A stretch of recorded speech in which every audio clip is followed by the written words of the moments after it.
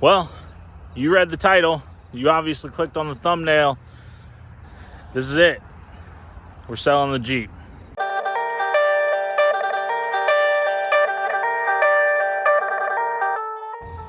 So in this video, I'm going to do a quick walk around, show you front to back, the good, the bad, and there's probably a couple ugly things. Now, don't worry, for those of you that like the channel and like the content I'm putting out, or follow me on Instagram, any of the above, none of that's going away. Trust me, I have something planned, and it's going to be pretty rad. But it's time for someone else to enjoy this thing. And I've had a great time with it. It gets a lot of looks, gets a lot of attention, and I love that about it. But the next thing is going to be even cooler. So we'll start with the basics. It is a 2009 Jeep Wrangler JKU. It's the X model, which is the base or the sport. Obviously, it doesn't look much like a JKU anymore, so let's get into that. We have the Great Tops J-Truck conversion with a custom-built flatbed. With that, you do get the custom roof that is removable. However, this back panel, the fiberglass that's bolted on, that's not going anywhere. Being the 2009, this does have the factory 3.8 liter V6. I know, I was gonna do it, but I never did. So yeah, I suggest you LS it, but with your money and not mine. With that said, there is about 175,000 miles on it. I'll explain that a little bit more here in a minute. But the dash reads 170 and some change. It is sitting on a 4-inch Superlift suspension with Bilstein shocks. And of course, full control arms on both sides. Now, it is still considered the factory mid-arm length. I didn't do a long arm to it. Again, that was a future plan, but this honestly performs really, really well off-road. Of course, you have the 40-inch Mickey Thompson Baja Boss tires.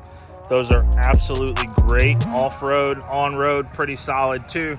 All of that is attached to the Jeep by a Kingpin Dana 60 front axle with brand new RPM steering on it, maybe 50 miles put on it on the RPM steering, as well as a 14-bolt rear axle. So we did the TMR truss on the 14-bolt. There's an R-Tech truss on the front axle on the Dana 60. And you'll have to disregard the fancy Yukon stickers on the side of the hood. Yes, I do have them as a partner. Yes, we were planning on doing gears and lockers, but just didn't get to it in time. So this thing is open on 410s. Of course, underneath in the front, JKS quick releases on the sway bar. The rear sway bar has been deleted, and fancy skull crusher inner fenders along with those Nemesis flares. A VKS Felon frame chop front bumper, and of course the custom grille and a fiberglass hood on the top. Now, the 40-inch Mickeys are wrapped around Dirty Life 17-inch bead locks. All of them are in relatively good condition. Of course, rock rash on the rings, as you would expect. They do, however, have the fancy Apex quick release air valves, or whatever they're called. Those things will be on every rig I own from here out. And as we make our way to the back, you have the custom built flatbed. It could probably use a couple more coats of stain, but I'll leave that up to you. Now, there is a 12,000 pound Apex winch in here. The winch has essentially never been used. And of course, the aftermarket headlights.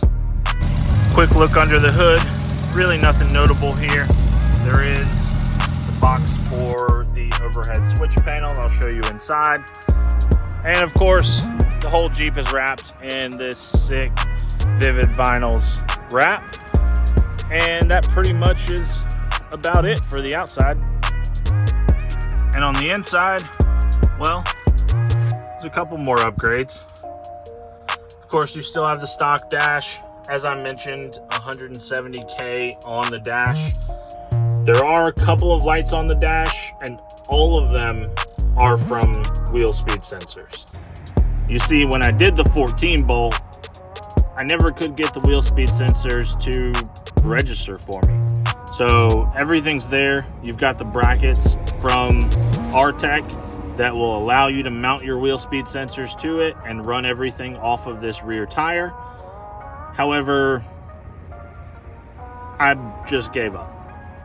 You have the aftermarket steering wheel cover that I showed in one of my videos. And of course you have your overhead switches to power all the fun stuff. And your nice fancy aftermarket roll bar. Of course, it has the PRP Customs seat covers with the black ostrich and suede, still in really good shape. As you can see, rust-free frame. The Kingpin 60 does have worn locking hubs. And I almost forgot to mention the TNT Customs belly skid, as well as the custom TNT rocker guards. As I mentioned earlier, runs and drives great. Pretty straight down the road for a Jeep on 40s. But if you're looking for an opportunity to have one killer build that is going to turn every single head in town, this one definitely fits the bill. And I could ask some ridiculously crazy number for it and probably honestly end up getting it, but I had a lot of help on this build. And frankly, a lot of parts that didn't necessarily cost me much outside of my time and marketing for those companies. So the buy it now price, $30,000. And for everything that's invested into this, I'd say that's pretty much a steal. So if you're interested, let me know. Shoot me an email down below or message me on Instagram. We can arrange whatever you need. All I ask is that you get out there and you have fun with this thing, because if it was built for anything, it was built to have fun.